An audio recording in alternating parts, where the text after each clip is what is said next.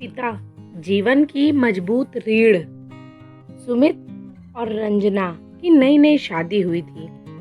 घर में ससुर यानी सुमित के पिता महेश जी और वे दोनों बस 3 लोग ही रहते थे।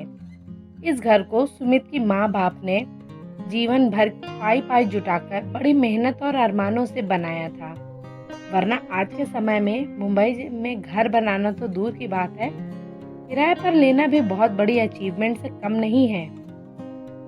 जब सुमित कॉलेज में था तब माँ उन्हें और दुनिया को छोड़कर जा चुकी थी। एक कामवाली बाई शंकु थी जो सुबह से लेकर शाम तक उनके घर का सारा काम करती थी। नई नई शादी हुई थी, इसलिए सकूबाई का दिन भर घर में रहना रंजना को अपनी प्राइवेसी में बाधा सा लगता था। इसलिए अब सकूबाई सुबह का खाना बनाना, कपड़े और पोछा करने के बाद चली जाती और वापस शाम को आकर खाना बनाती। सकूबाई के दोपहर की गैर हाजिरी से छोटे मोटे काम दिखाई देने लगे, जिनमें से ज्यादातर काम बिना कहे महेश जी ये सोचकर कर लिया करते थे कि बहू की मदद हो जाएगी। लेकिन बहू सोचती थी कि ससुर को औरतों के काम में दखल देने की आदत है। एक दिन मौका देखकर रंजना ने सुमित से कहा, क्यों ना हम बाबूजी को वृद्धाश्रम भेज दें। सिर्फ एक बार पैसा भरना पड़ेगा और उन्हें भी अपने उम्र के लोगों का साथ मिल जाएगा। हमें भी अपनी प्राइवेसी के बारे में ज्यादा सोचना नहीं पड़ेगा। सुमित ने रंजना की बातों पर ध्यान नहीं दिया।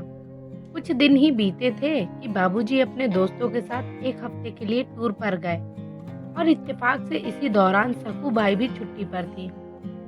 रंजना को जैसा चाहिए था वैसा समय मिलने लगा और सुमित रेस्टोरेंट में खाना खा लेता और रंजना का काम ऑमलेट, ब्रेड या मैगी से चल जाता। खाना बनाने की टेंशन नहीं थी, लेकिन घर में निकलने वाले सारे काम तो अभी भी करने ही थे। ससुर जी की गैर हाजिरी में रंजना को एहसास हुआ कि वह बिना कहे ही जो काम कर लिया करते थे उनसे कितना फर्क पड़ता है। छोटे मोटे लगने वाले यह काम भी काफी समय और एनर्जी लेने वाले थे। कुछ दिन बीतने के बाद एक दिन सुमित रंजना को कहता है, चलो आज कहीं बाहर घूम कर आते हैं। रंजना बड़ी खुशी खुशी सज धज कर बाहर घूमने के लिए तैयार हो जाती है। सुमित रंजना को घर से 4 किलोमीटर दूर एक चौल में लेकर आता है। एक आदमी सुमित के हाथों में चाबी देता है। उस चाबी को लेकर चौल का एक कमरे का दरवाजा खोलता है। कमरा खुलते ही 2 रूम वाले उस छोटे से अंधेरे से भरे घर के अंदर सुमित रंजना को लेकर जाता है और कहता है, कैसा लगा तुम्हें हमारा नया घर।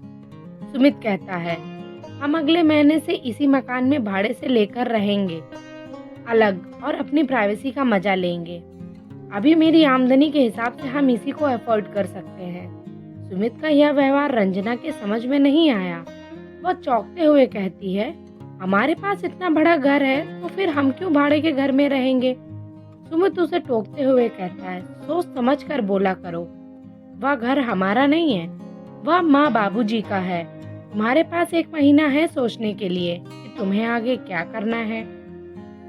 दोनों वहां से वापस अपने घर को लौट आते हैं।